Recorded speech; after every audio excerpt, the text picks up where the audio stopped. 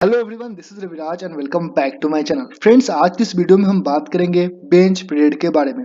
दोस्तों, अगर आप आईटी फील्ड में हो या फिर अगर आप इंजीनियरिंग कर रहे हो तो आपको बहुत बार ये बेंच पीरियड सुनने को मिला होगा।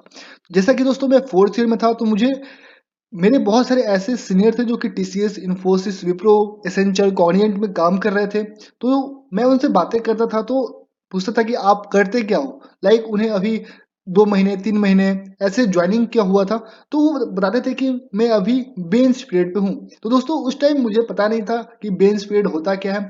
तो आफ्टर डेट मैं बहुत सारा सर्च किया, उनसे पूछा कि आखिर होता क्या है। ओके, तो दोस्तों मुझे लगा कि अगर आप फाइनल ईयर के स्टूडेंट हो या फिर सेकेंड थर्ड कोई भी ईयर के स्टूडेंट होंगे तो आपको अगर ये नहीं मालूम होगा तो ये वीडियो देखने के बाद आपको सारा डाउट क्लियर हो जाएगा बेंच पीरियड के रिगार्डिंग। ओके, तो दोस्तों मैं मोस्टली बात करूंगा सर्विस बेस्ड कंपनी की, like TCS, Infosys, Wipro, Cognizant, Accenture.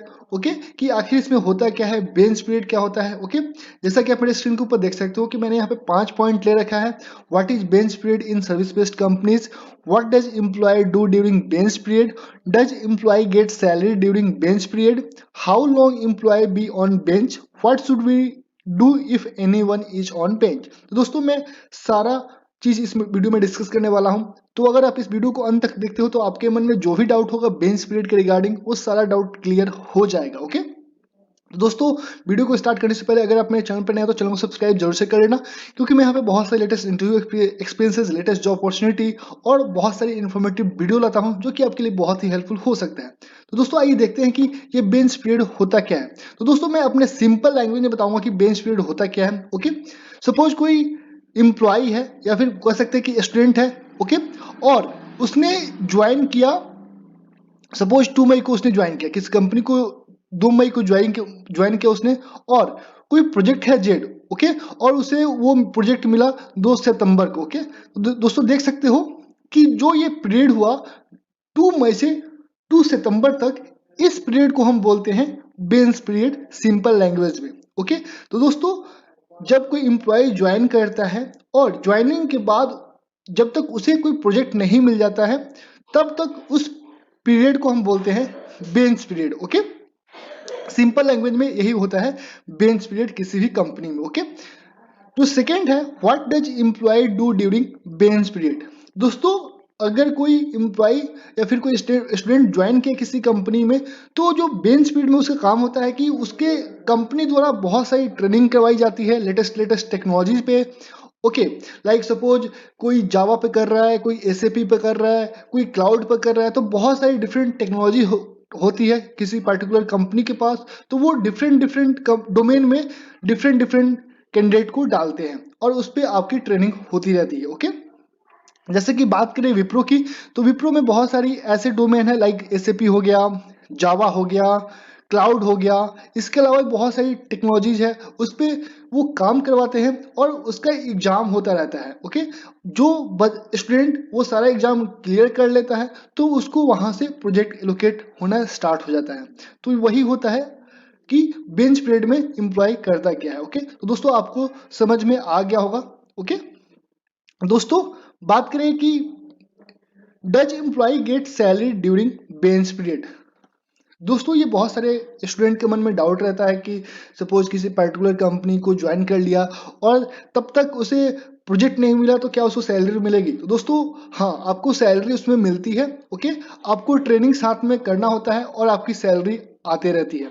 तो दोस्तों अगर आप किसी कंपनी में लाइक टीसीएस, इन्फोसिस, विप्रो इस सब कंपनी में जाते हो और अगर आप बेंच पीरियड पे हो तो आपकी सैलरी क्रेडिट होती है। ओके, और वो टाइमली टू टाइमली हो जाती है। ऐसा नहीं है कि सपोज आपने 30 मई को ज्वाइन किया और आपको सैलरी आ रही है 2 महीने बाद, ऐसा नहीं होता। आपकी सैलरी 1 महीने बाद आपकी अकाउंट में आ जाती है। ओके, तो ये बहुत अच्छी बात होती है किसी भी अच्छी कंपनी के बारे में। ओके, दोस्तों जो सर्विस बेस्ड कंपनी की बात करें like TCS, Infosys, Wipro, Accenture या कॉग्निजेंट, दोस्तों ये बहुत बड़ी कंपनी है। तो इन्हीं सब कंपनी में मोस्टली आपके बेंच पीरियड होते हैं। बात करें स्टार्टअप की तो स्टार्टअप में उतनी आपकी बेंच पीरियड होती नहीं है। आप जैसे ही ज्वाइन करते हो आपके 1 हफ्ते ज्वाइनिंग के बाद या फिर ऐसे कह सकते हैं 10 दिन के बाद आपको प्रोजेक्ट मिलना स्टार्ट हो जाता है। तो ये लर्निंग के पर्पज से स्टार्टअप सही है, आपको वहाँ बहुत सारा काम करने को मिलता है।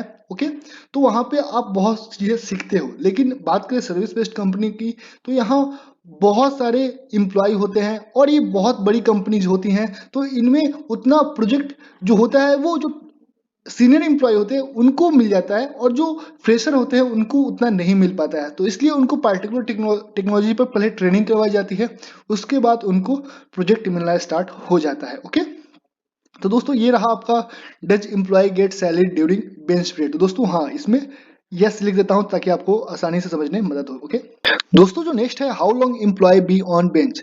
दोस्तों अगर बात करें बेंच पीरियड का किसी पर्टिकुलर कंपनी का, तो वो फिक्स नहीं है। डिफरेंट डिफरेंट कंपनी का डिफरेंट डिफरेंट बेंच पीरियड है।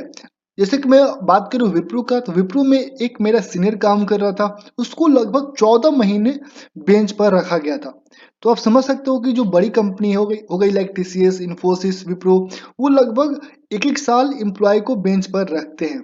ओके, लेकिन ऐसा नहीं है, बहुत सारी कंपनी ऐसी भी है जो आपको केवल 3 महीने, 2 महीने, या ऐसा भी देखा गया है कि 2 वीक आपको बेंच पर रखा गया है, उसके बाद प्रोजेक्ट मिल जाता है। तो ये फिक्स नहीं है कि किसी पर्टिकुलर कंपनी का कितना होगा। ओके, डिफरेंट डिफरेंट कंपनी का different different time bench period होता है। ओके, नेक्स्ट जो है, what should we do if anyone is on bench. दोस्तों जैसा कि मैंने बताया कि जो कंपनी होती है बेंच पीरियड में डिफरेंट डिफरेंट ट्रेनिंग करवाती है। जैसे कि कोई स्टूडेंट है बैकएंड पे काम कर रहा है, जावा पे काम कर रहा है, तो उसका वहाँ पे एग्जाम भी होता है, तो वहाँ पे एक लर्निंग पर्पज से वो ठीक है। लेकिन सपोज ऐसे भी बहुत सारे स्टूडेंट हैं, लाइक मैंने खुद अपने जो मेरे फ्रेंड्स हैं वो डीएसए पर काम करते हैं या फिर खुद का स्टार्टअप खोल लिए हैं। तो ऐसे भी बहुत सारे स्टूडेंट हैं जो बेंच पीरियड का अच्छे से यूटिलाइज कर रहे हैं। अगर आप ट्रेनिंग कर रहे हो तो अच्छी बात है, आप ट्रेनिंग करो, वहाँ पे आपको सीखने को मिलेगा, लेकिन आप खुद का भी कुछ करो। ओके, क्योंकि ये जो टाइम है, सपोज आपको जो भी सैलरी आ रही है तो उस सैलरी का एक अच्छी जगह यूज करो। ओके, कोई अच्छा अपना बिजनेस स्टार्ट कर लो, या फिर कोई ऐसा टेक्नोलॉजी सीखो जो आपको बड़ा पैकेज दिलाने में मदद करे। ओके, तो आपको इस बेंच पीरियड को अच्छे से एक्सप्लोर करने आना चाहिए। ओके, तो दोस्तों ये था आपका बेंच पीरियड के बारे में सारा डाउट। आई होप आपके सारे डाउट क्लियर हो गए होंगे। इसके अलावा अगर आपका कोई भी डाउट हो तो आप कमेंट बॉक्स या फिर टेलीग्राम ग्रुप को ज्वाइन करके टेलीग्राम पर पूछ सकते हो, मैं आपका डाउट सॉल्व कर दूंगा। ओके, तो दोस्तों मिलते हैं फिर नेक्स्ट वीडियो में, तब तक के लिए धन्यवाद।